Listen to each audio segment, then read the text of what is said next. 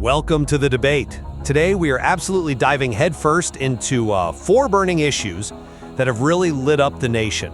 We're talking about the new federal guidance on prayer in public schools, President Trump's pardons for, frankly, courageous pro-life activists, that gut-wrenching Charlotte stabbing that I think screams volumes about our crime policies, and yes, those groundbreaking school choice tax credits. These aren't just headlines, folks. These are, well, battlegrounds for the very soul of America, and trust me, we've got some thoughts. Look, I'm just going to come out and say it. I am genuinely, deeply thrilled with this new guidance from the Department of Education. Truly, finally, a common-sense move to protect the right to prayer in our public schools. I'm pleased to announce this morning that the Department of Education will soon issue new guidance protecting the right to prayer in our public schools, and it's total protection.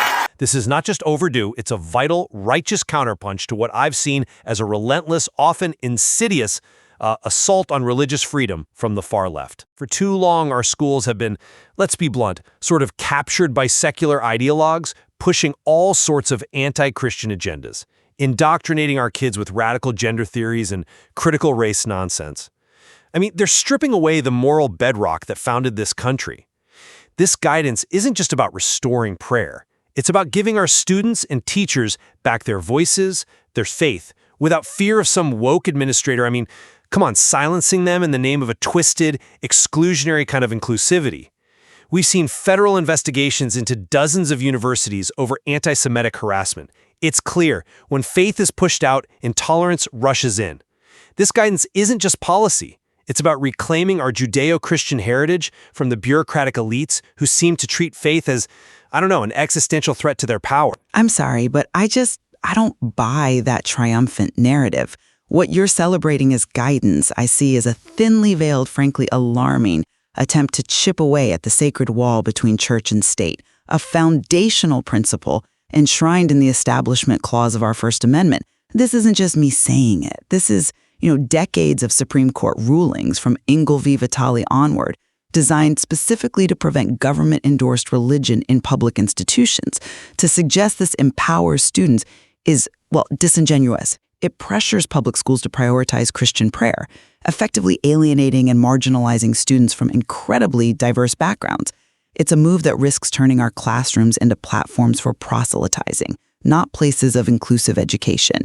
We've already heard the alarm bells ringing from groups like the ACLU, citing legitimate concerns about coercion and exclusion that will follow. This, to me, is prioritizing a very specific evangelical political agenda over the constitutional protections that ensure all faiths and no faith are treated equally in taxpayer-funded schools. And honestly, it kind of feels like a distraction from the real crises facing our schools, like chronic underfunding and systemic inequities. Oh, sacred wall, right. Always the wall when it's convenient to exclude faith, isn't it? My friend, you talk about the Establishment Clause, but what about the Free Exercise Clause? You seem to forget individual religious liberty exists. This isn't about the government setting up a church. It's about individual students being able to pray without being treated like they're breaking the law. For years, that wall you're so fond of has been used as a battering ram against faith in public life. Are you truly so terrified of seeing a child voluntarily bow their head in prayer? Because that's what this restores. The right for individuals to express their faith, not for the school to establish one. It sounds to me like you're more afraid of faith having any presence in public life than you are genuinely concerned about constitutional violations. I come at it from a very different way. The moment the federal government, let me repeat that, the federal government issues guidance on prayer, it carries an inherent weight of endorsement, especially for children.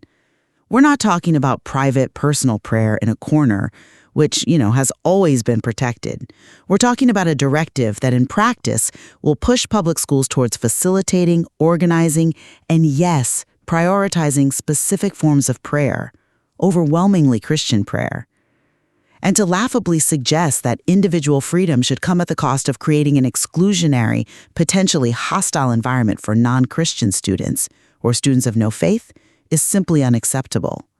Your characterization of public schools as anti-Christian is not only unfair and wildly inaccurate, but it's a cynical political narrative designed to justify this kind of governmental intrusion. Schools are for education, for critical thinking, for all students, not for advancing one specific religious agenda. And speaking of correcting governmental overreach, let's talk about President Trump's pardons for these brave pro-life activists.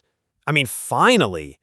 Upon taking office, he immediately began dismantling the weaponization of law enforcement against religious believers, and I applaud him for it.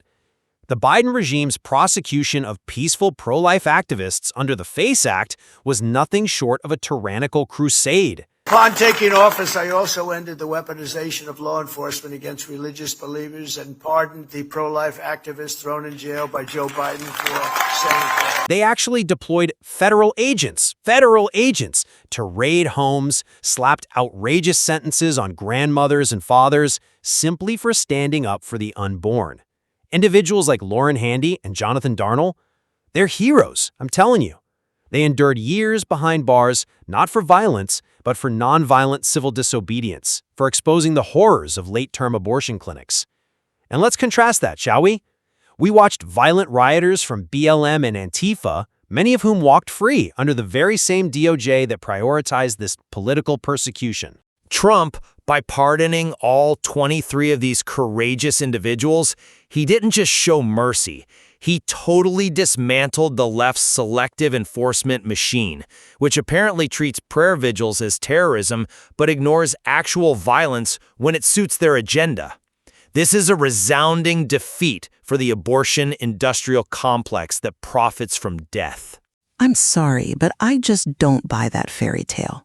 These pardons, to me, are a chilling signal that dangerous vigilantes who deliberately blockaded clinics and terrorized patients can expect a free pass. It completely undermines the Freedom of Access to Clinic Entrances Act, a federal law enacted specifically to protect women's constitutional right to reproductive health care from harassment and violence. These activists, including Lauren Handy and her co-defendants, weren't just saying prayers, as you so innocently put it. They were legally convicted of using force to obstruct access, injuring staff, and creating an environment of fear for vulnerable individuals seeking essential legal health care. By freeing these 23 individuals, Trump is explicitly signaling that anti-abortion extremism gets a green light from the top, eroding decades of progress in safeguarding bodily autonomy, especially amidst the post-Roe v. Wade landscape. This isn't about faith. It's a calculated, cynical boost to the far-right fringe that prioritizes an extreme fetal ideology over the safety, dignity, and agency of living women. It's a political stunt, plain and simple, that deepens an already volatile national divide. Dangerous vigilantes? Injuring staff? Come on, my friend, that's an absolutely wild exaggeration. We're talking about actions that, for countless Americans, constitute peaceful, albeit disruptive, civil disobedience against what they see as a profound moral evil. Is blocking a doorway, preventing access to what they consider a moral horror, truly equivalent to injuring staff in the way you're so dramatically describing it? That sounds like a gross overstatement, precisely to justify what I believe was the weaponization of a federal law to silence dissent. These individuals were demonstrating, yes, disruptively, to protect the unborn. That is a far cry from the actual violence and destruction we saw from other groups that mysteriously went unpunished. Why is one form of protest celebrated and the other criminalized to the fullest extent? I'm not convinced by that line of reasoning. Because legal convictions for obstruction, for using force to prevent access, for actions that genuinely terrorized individuals seeking health care, those are not simply exaggerations or peaceful prayer. The FACE Act wasn't passed on a whim. It exists precisely because your definition of peaceful often involves actions that prevent others from exercising their legal rights and accessing lawful medical care. Let me ask you this directly. How do you genuinely distinguish between what you call legitimate protest and actions that overtly terrorize vulnerable individuals seeking health care? To me, when you physically obstruct, when you use force to intimidate, you've moved well beyond prayer and into an area where legal protections for patients and clinic staff become absolutely paramount. We have laws for a reason, and they apply to everyone, regardless of their religious motivations. You know, before we get into our next event, I actually just heard something about the next-gen business that really caught my ear. It sounds like an incredible resource for keeping up with things. Oh, funny you should say that. I was just about to mention them too. I was so impressed. Their free Become a Reporter challenge is, no joke, fantastic. I've heard countless stories of people gaining millions of views each month through it. Genuinely, it's quite impressive what they're doing over there. Right, now let's turn to something truly horrific. The brutal slaying of Irina Zarutska. Right, now let's turn to something truly horrific. The brutal slaying of Irina Zarutska in Charlotte. This tragedy, for me, is a stark, undeniable, and deadly consequence of Democrats' soft-on-crime policies. DeCarlos Brown Jr., the monster responsible, was a repeat offender with 14 prior arrests. 14! He should have been locked up, away from decent society long ago. I just give my love and hope to the family of the young woman who was stabbed this morning or last night in Charlotte by a madman, a lunatic, just got up and started. It's right on the tape. This is a direct, agonizing result of Biden's lax bail reforms and the defund the police madness that has infected sanctuary cities like Charlotte. We are seeing nationwide homicide spikes in what I unflinchingly call blue-run urban hellholes. And this is undeniable evidence that progressive prosecutors, many of them Soros-backed DAs, are actively engineering chaos, prioritizing criminals over innocent victims. They're releasing predators back onto our streets. If we don't immediately return to mandatory minimums and zero-tolerance enforcement, our streets will descend into anarchy. This poor woman paid the ultimate, horrifying price for their utterly failed ideology. That's a compelling argument, but I think it misses the entire forest for one very tragic tree. While the horrific death of Irina Zarutska is absolutely devastating, it actually underscores the urgent need for comprehensive reforms that genuinely address the root causes of violence: poverty, mental health crises, and systemic inequalities. Simplistic, tough-on-crime rhetoric completely ignores this complex reality. Exploiting this single incident to push for draconian, punitive policies overlooks how defunding social services, coupled with lax gun laws, consistently exacerbate such horrors, leaving communities without the support networks that actually prevent recidivism. In fact, nationwide data suggests that homicide rates are tied far more closely to economic despair and lack of opportunity than to political party. If tough on crime were the silver bullet, why do we so often see red states suffering from higher murder rates despite their punitive approaches? True safety demands investment in rehabilitation, education, and equity, not the failed war on crime tactics that have only bloated our prisons without making us safer. Oh, root causes and systemic inequalities. Are we really going to pretend that DeCarlos Brown Jr.'s actions, this madman with 14 prior arrests, are somehow explained away by economic despair? That sounds less like an explanation and more like an excuse for utter depravity. And the suggestion that more social workers or rehabilitation programs are the answer to a violent repeat offender who should have been behind bars, honestly, it's almost comical. We need police on the streets actively prosecuting criminals and, yes, keeping them locked up. This obsession with root causes often just means releasing violent offenders to prey on vulnerable citizens, and this woman in Charlotte paid the ultimate price for that kind of naive thinking. I come at it from a very different perspective. Your lock 'em up and throw away the key approach has been tried for decades, and it has demonstrably failed to reduce crime long term. All it does is bloat our prisons, disproportionately affect minority communities, and create a cycle of recidivism because people come out with no support, no opportunities, and often more hardened. If tough on crime were truly the silver bullet you claim it to be, then I'd challenge you to explain why red states, those bastions of punitive justice, frequently suffer from higher murder rates than many blue states. The data simply does not support your singular focus on punitive measures over comprehensive societal investment. We need a holistic approach that tackles the actual drivers of crime, not just perpetually punishes symptoms that keep re-emerging. And speaking of empowering citizens, let's talk about President Trump fighting for school choice, and I am absolutely ecstatic about his massive $1,700 tax credit scholarships. This is a vital, vital step to finally shatter the failing government monopoly on education.